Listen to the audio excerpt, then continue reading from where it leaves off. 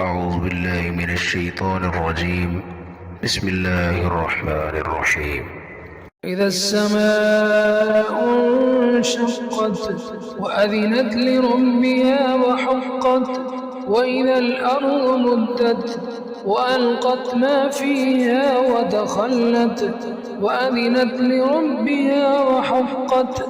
يا أيها الإنسان إنك كادح إلى ربك كدحا فملاقيه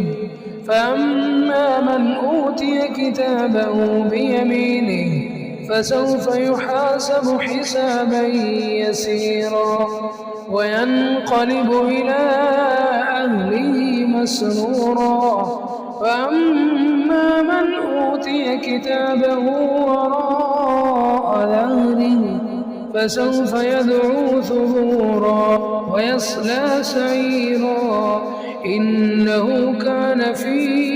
أهله مسرورا إنه ظن أن لن يحور بلى إن ربه كان به بصيرا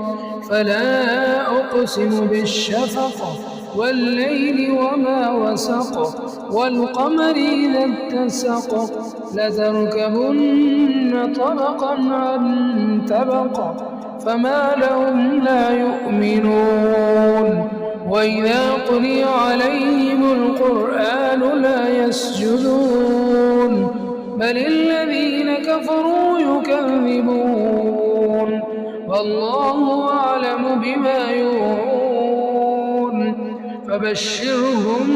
بعذاب أليم إلا الذين آمنوا وعملوا الصالحات لهم أجر غير ممنون